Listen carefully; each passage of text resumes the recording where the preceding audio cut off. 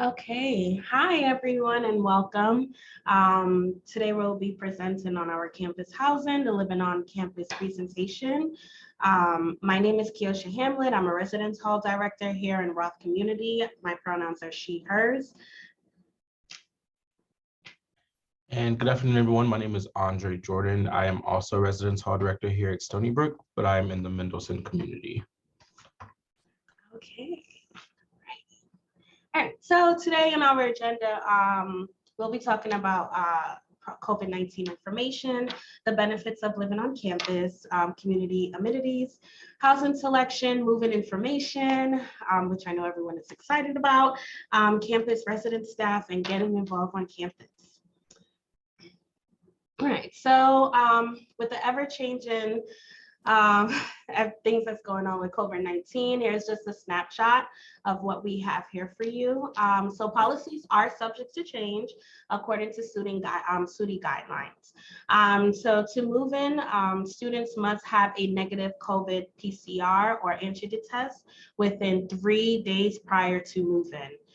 If you are living on campus, enrolled in at least one in-person classes or accessing in-person services or facility at any Stony Brook campuses, you are required to obtain a COVID vaccine booster as soon as you are eligible in order to continue your spring enrollment at Stony Brook. Once move in, participants, you have to participate in a free on-campus COVID surveillance testing. We strongly encourage and recommend, and you are required to wear face covering over the nose and over the mouth once outside of your sleeping quarters. So that means outside of your outside of your suite, apartment, or corridor style, right? Given with the Omicron variant, we will have a limited guest policy from now through at least the first 2 weeks of the semester. So that means that each resident is permitted to have one guest. No overnight guests are permitted in the campus residence hall, room, suites, or apartment. Non-residence guests are not permitted, including commuter or off-campus students, family members, or friends, except when moving a student into the residence hall. Masks, as I said before, so masks are not required outside of the building as long as social distance is followed. And then to keep updated with our ever-changing COVID-19 policies, please make sure to visit the Stony Brook University Stronger Together for frequently asked questions about vaccines, quarantine, and testing information. Right? As I stated before, so all students must submit a proof of the COVID vaccination to have their registration hold removed and be permitted to enroll in winter spring classes, except in the cases of 1, international students who do not have access to the vaccine in their home country, and 2, students who have an approved medical or religious exemption, and 3, students who are fully online, abroad, or off campus, and will not be physically present on campus. So per New York State mandate, if you are living on campus, enrolled in at least 1 in-person classes or accessing the in-person services or facility, you are required to have the COVID vaccine booster, as stated before. If you are eligible now, based on the details below, you must obtain a booster and submit proof to the Wolfie Health portal by Thursday, January 20th. If you are not yet eligible, you must submit proof within 15 days of becoming eligible for a booster. Okay, so more information about COVID-19. So we strongly encourage that you wash your hands regularly with soap and water, that you carry and you utilize hand sanitizer, wearing facial covering in the building, so i.e. the residence hall, academic buildings, etc. If vaccinated already, please make sure that you submit your vaccination records to the Student Health Service Wolfie Health portal, formerly known as Medicat. And then please make sure that you are staying updated with our testing guidelines. All right, so for some spring 2022 move-in information. So you'll be assigned a 1-hour block during which you will arrive and check in at your assigned building. You must comply with your arrival time. So if your arrival time is 9 a.m., then you'll have a 1 hour block to make sure that you get all your belongings in. So between 9 and 10, right? Moving day, you will receive parking instructions to the closest parking lot near to where you are moving into. Cars can only be by the building for unloading for 30 minutes. After that, you can move to a designated lot, which is nearby. So checking again, just making sure that you have to show proof of a negative PCR or antigen test. You will receive your room kit and your room key and a sanitizing kit. And then you will be directed to check the Quark app for events that we will talk about later on in our presentation. Last but not least, this is very important. You are required to attend a building meeting. So all building meetings will be held on Sunday, January 23rd. The time is going to be determined by your resident hall director. So please make sure that you are monitoring your emails. All right, so now we're going to chat about some of the benefits that come along with living on campus. A lot of this is rooted in some research that's happened nationally and globally regarding what really is the kind of perk of living on campus. So what was found is that students that live on campus have higher GPAs, typically because they have more of a support system with other students here on campus, and also proximity to resources and services that we have here on campus. RAs, residence hall directors, hall council members, lots of different entities put on lots of programs around the residence halls and around campus that you are welcome to attend. That's really about building those connections, starting that network, and making meaning of your experience here at Stony Brook. And then you also get access to many leadership and employment opportunities through that process. So here on campus, we have residential tutoring centers. And these are services that really help you to gain access to tutoring if you have specific questions pertaining to a subject that you're taking a class in. So things like chemistry, math, biology, physics, those types of things. Each of the residential tutoring centers has drop-in hours, so you don't have to make an appointment. There's also online tutoring options available for you if you would rather use that manner as well. And the link is there. All right, so there are some different types of styles of living that we have here in our different communities. We'll talk about them in a little bit more in depth in the next few slides. So in your first year experience, first year communities are really intended to help you set a solid foundation in your time here.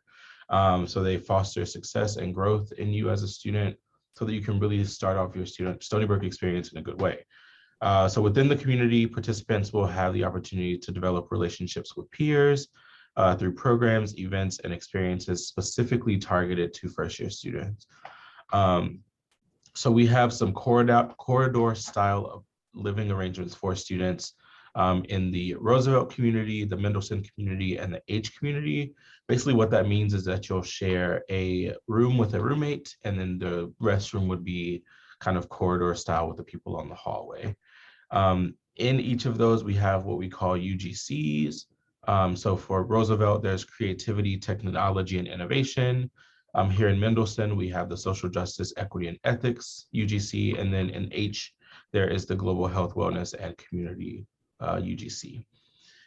For first-year students who are going to be in honors, they do have access to suite style living in Chavez Tubman and Noble Halls.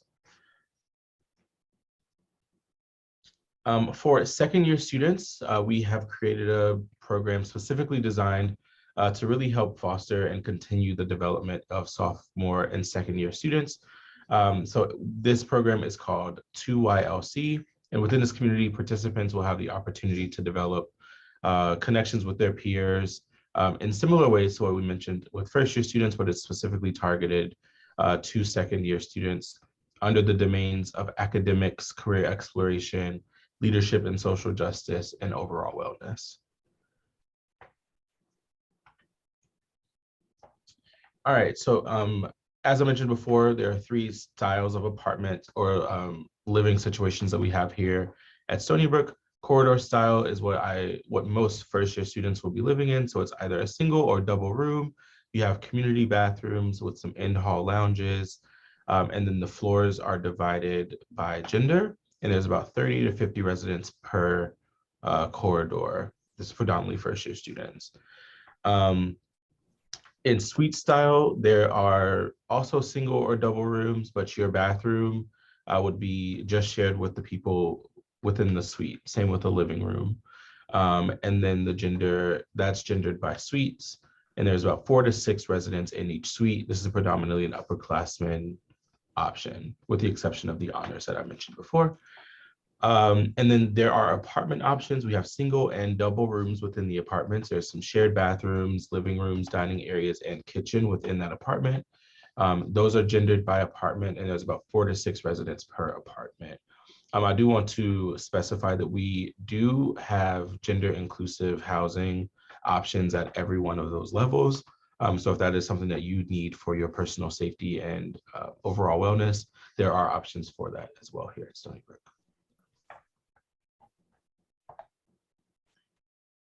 All right, so amenities by building.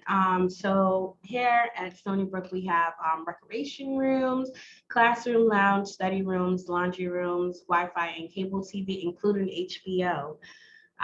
Areas may be limited due to COVID-19 policies. So amenities by community. So in most of our communities, there is a computing center, residential parking lot, sports court, which includes outside sand volleyball, tennis, and basketball. Nearby dining location. So here we have West Side Dining, East Side Dining. There's also dining facility in the SAC, which is also called the Student Art Center. Student Activity Center. And then we also have a dining facility in Roth community. There's a mail room by within each community, as well as residential fitness center. Elevators are present except in Mendelssohn and H community. All right, so where will I live? So first year students should expect to live in one of the communities associated with the 3 undergraduate colleges. So corridor style, double occupancy room, and this is a great opportunity to build connection and community in your first year with a larger population students. New transfer students and continuing students predominantly resides in suite style living areas. Some students still in corridor style. Some students live in West apartments that provide full kitchen, and you must have 57 or more credits cleared on your transcript. Mainly double occupancy rooms, except those in Travis Tubman Hall or West apartment. So for the housing, the housing portal that we utilize, application and assignment information is managed in the housing portal. So if you want to know what is your community location, your room location, you'll be able to go into the portal in order to access that information. Okay. Moving in website. So here are some helpful tips to have a smooth check-in. So these are most of the things that we've already listed. So making sure that you are bringing your negative COVID test, make sure you bring a form of photo ID with you, a driver's license, passport, etc. Print a copy of your check-in pass and bring it with you.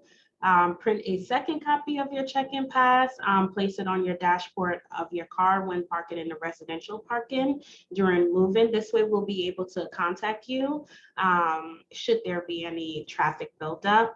And then you are allowed to bring up to 2 people with you to help move in. You and your guests are required to wear masks while in the residence hall. Please make sure that you are checking in your selected time slot.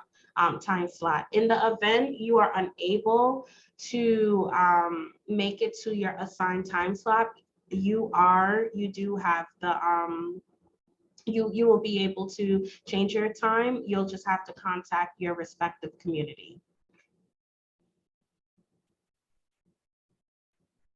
So a look of inside of your room. So these are just the different things that we have in like what corridor, suite style, and apartment. So corridor styles, bed frame, mattress, dresser, nightstand, computer desk with chairs, closets, and closets. The suite styles and apartments are also equipped with this, but just a little bit more dependent on the layout of the apartments or the suite.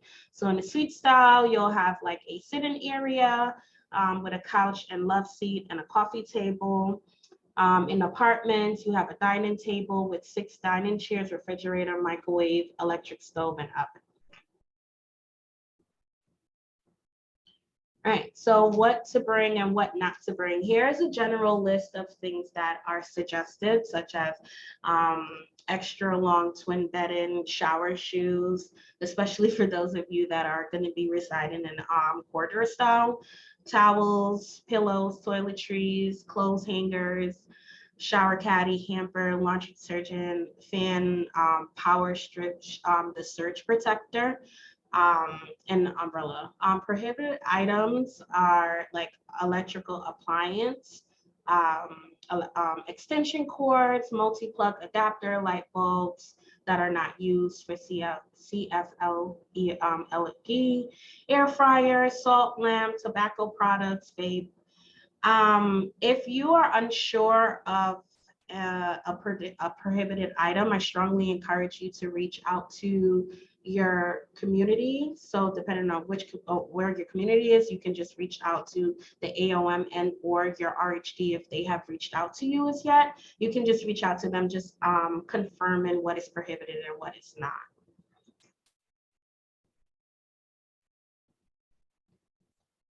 All right, so now we're going to go over some of our policies and expectations here on campus regarding tobacco. So Stony Brook is a tobacco-free campus. This includes all tobacco and tobacco-derived products.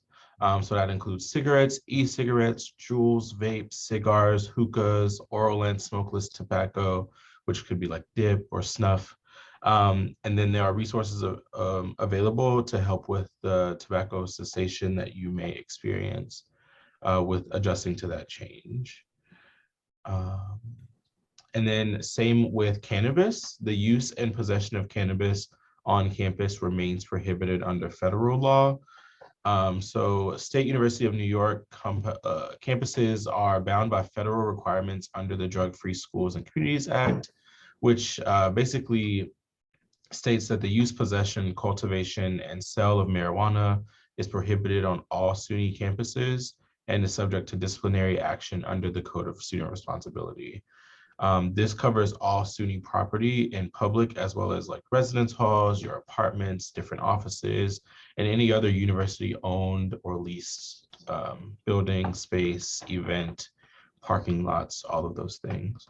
We do have an office here called the Center for Prevention and Outreach, which is a wonderful resource to you if you ever want to ask any questions regarding this, or if you just want to know more information around our expectations around cannabis and marijuana here at Stony Brook. All right, so now we're going to talk about the office staff that exists in kind of the different areas that you may be in. So in each area, there are professional staff and then there are student staff. So the professional staff, there's an assistant director.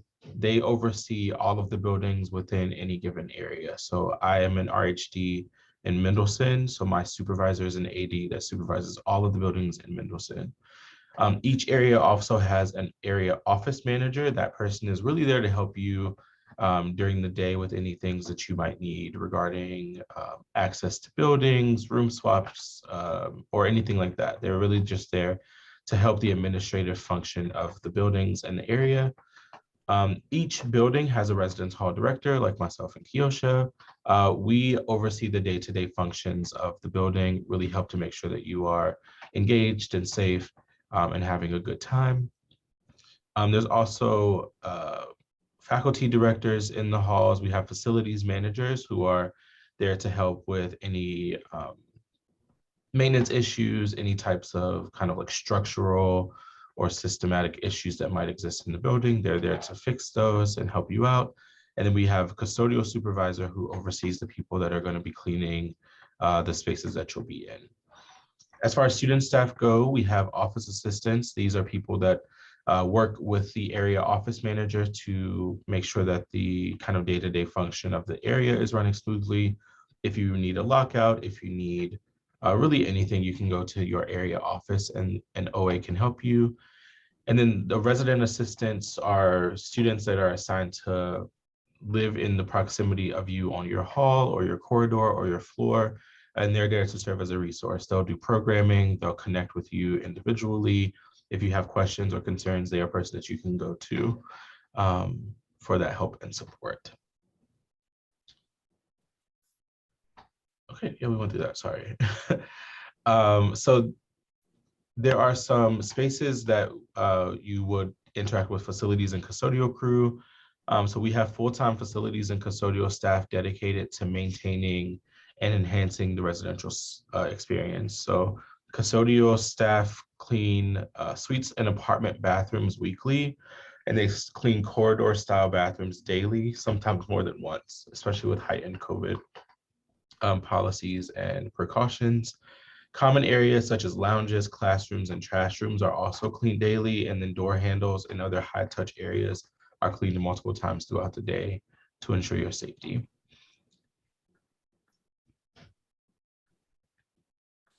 Okay, so community engagement. So here at Stony Brook, we strongly encourage our residents to get involved in the community, whether it's on campus, it's an on-campus event, or in the residence hall.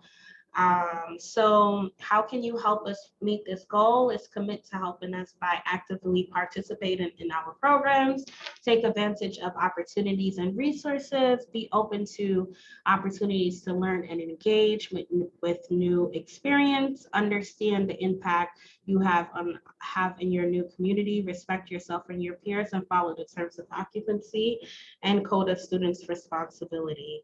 As we mentioned before, in each community, within each building, we have community council. They are in charge, as well as the resident assistants, to put on community engagement efforts for you. These community engagement efforts focus on civic engagement, wellness, academics, and social. There are different clubs and organization, over 300 plus clubs and organization that you can also get involved with. Here's a list of them. You can also check them out on SB Engage to see which club or organization best fit you.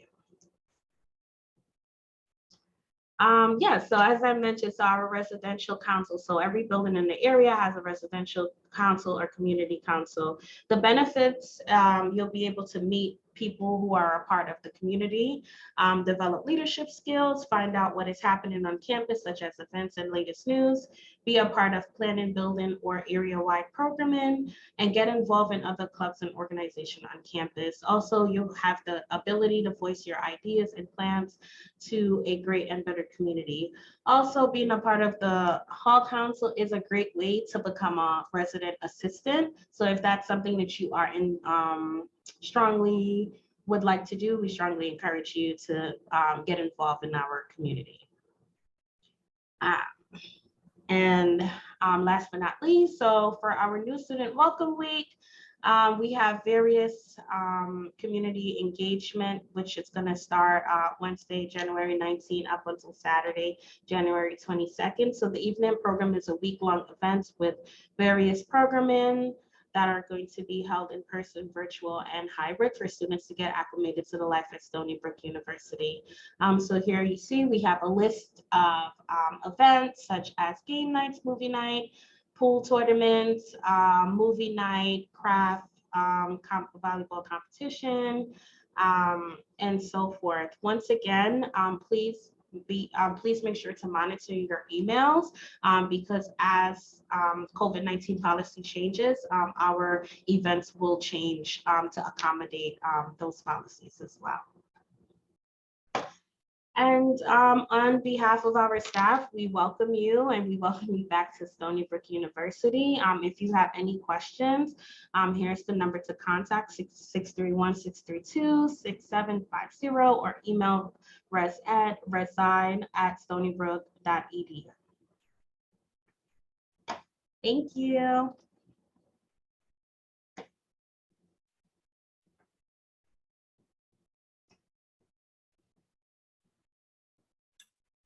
Okay, thank you so much for that.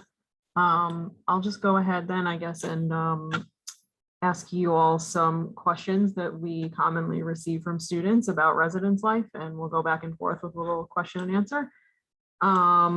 If anybody has any questions, you can also submit them in the Q&A button at this time, and we'll work our way through those questions as well. Yes, please feel free to ask whatever questions you might have. All right, so I'll start off with this question. Someone asked, do the fees include dorm insurance for personal belongings such as computers, laptops, cell phones, or other items?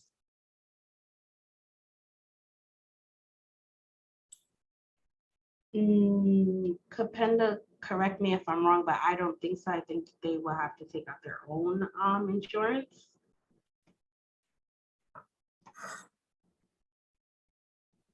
Yes, you are correct. Okay. Thank you. Another question, how do I submit a work order? So with your work order, you can submit it through the website, Fix It. Also, if you're unable to do it, we also have a resident assistant that's on duty starting at 7 p.m. to 8 a.m. So if you're unable to do so, you can always go down to the office between 7 to 11 and have your RA do it. And then your resident hall director typically sends out a welcome email with a bunch of links, so you can know like what to do to submit, whether it's IT or something for the laundry, or as you said, for a work request. Thank you. Let's see. What advice do you have for an incoming student who will be living with a roommate for the first time?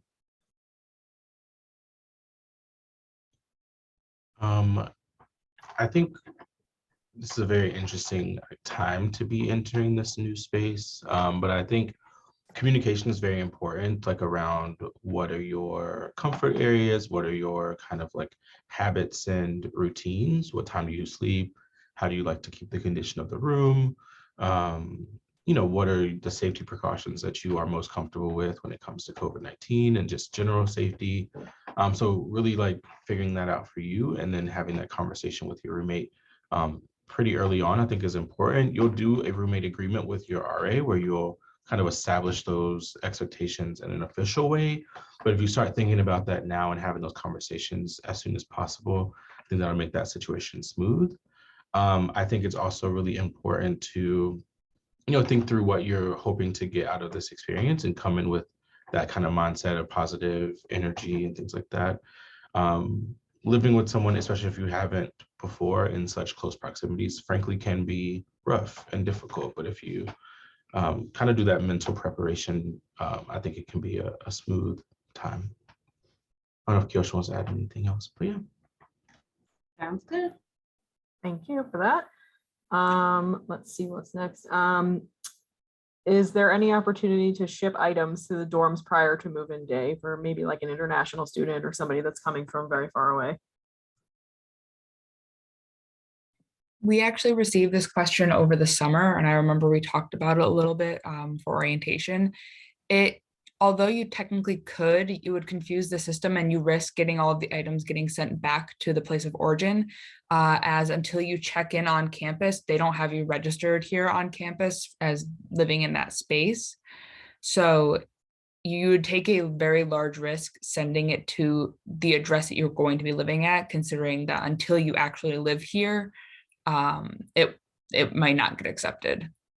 So if you do plan on trying to have stuff sent here from home, travel with whatever you can first, travel with like the most immediate items you can, and then have them send it once at least you're here. That way it'll actually go through our mailing system.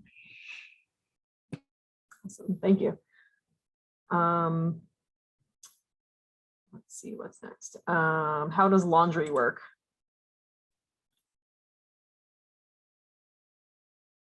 Pretty broad question.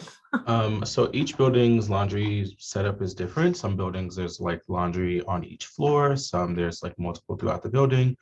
Here in like most traditional or like corridor styles, there's one big laundry room for the building. Laundry is not something that you have to pay any extra money for. It's covered in your student fees. So really it's just a matter of going down, putting your clothes in there and like going through the process of washing and drying. There is an app I recommend you downloading called Laundry View. You can find the building that you live in and it'll let you know which washers and dryers are available. It can also send you a notification when your laundry is done so that you can get your stuff out in a timely fashion. But that's very helpful, especially you know, on a Saturday morning when everyone in the building is trying to wash laundry or something like that. But yeah, there's no additional charge. Just bring your detergent and other things that you use for your own laundry habits, and then use the Laundry View app and practice like, you know, common courtesy while in the laundry room space. Thank you. Will students be able to get to know their roommates before moving in? If you'd like to, you can go onto the housing portal and look at your assignment confirmation.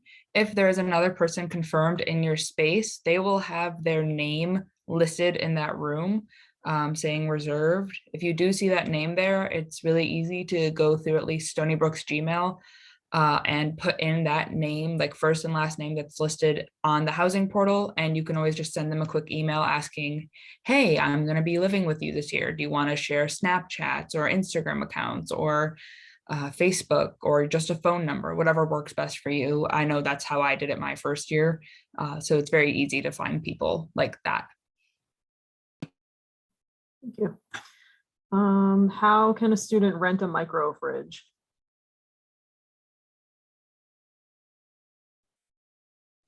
That can be done through FSA. So if you, I don't know the official website, I'm sorry, but if you Google like Stony Brook FSA or Stony Brook micro fridge, it'll lead you to that, and you can do it through that service here on campus. Thank you. And then the next question is, will students have microwaves or can they bring their own?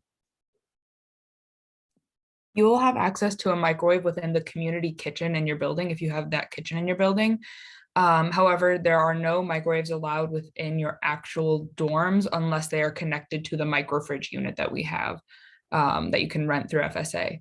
All other microwaves are not allowed within your dorms. They're just not allowed. Thank you. Where can students find a list of what basic items are already provided in suites? For example, do all rooms or suites come with garbage cans, X number of hangers, etc.? Can students borrow or bring ironing boards, vacuum cleaners, etc.?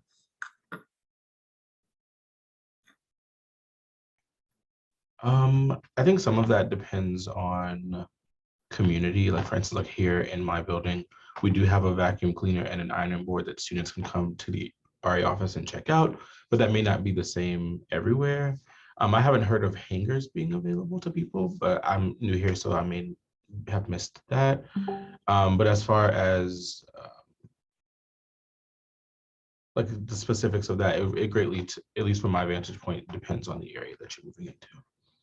Yeah, I just dropped a link in our chat.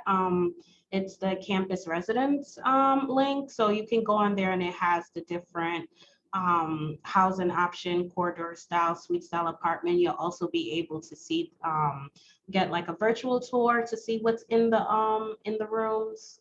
So yeah. Cool, thank you. Who can a student contact if they want to have their bed raised? You can put in a work request to have that done. Thank you. I think that's about it. Does anybody have any questions that weren't answered already?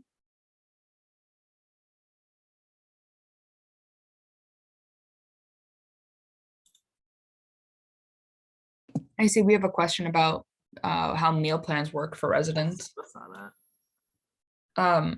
The meal plans are pretty straightforward with how they work, especially as first year or incoming students.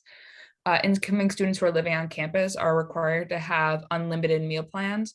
What this means is that you'll have an unlimited amount of meal swipes. Meal swipes are what you can use in order to get into our dine-in options, which Kiosha mentioned earlier, which are our West Side Dine-In and East Side Dine-In. This is a buffet style place where you can go in, you can swipe in, and you can eat as much as you want.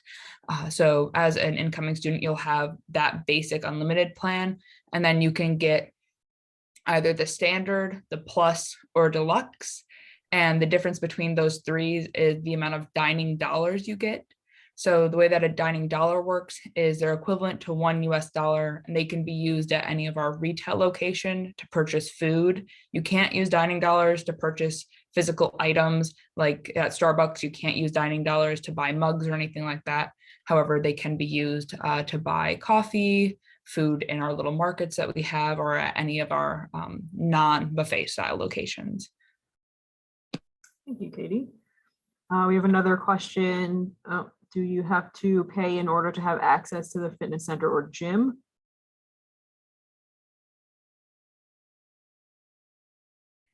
It's a fee that's included. You pay a fee. I don't remember which fee it is, but it's covered under one of the fees that you already pay to get access to everything on campus. And you'll have access to not just the recreation center, which is our large gym that everybody has access to, but as residential students, every community has a residential fitness center within one of the buildings that you can have access to as well. Thank you. Is there an app that you can see meal plans?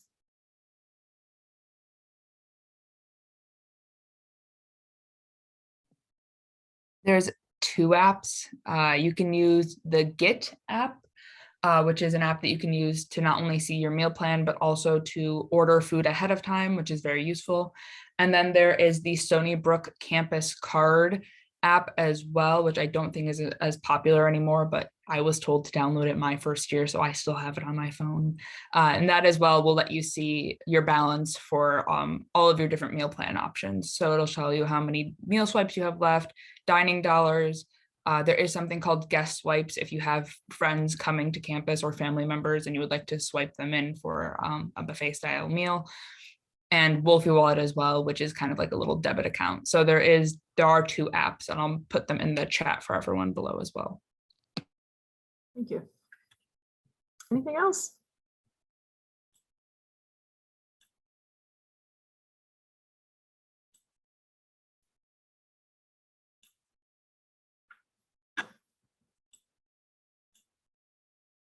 When does the meal plan take effect? January 15th. Thank you.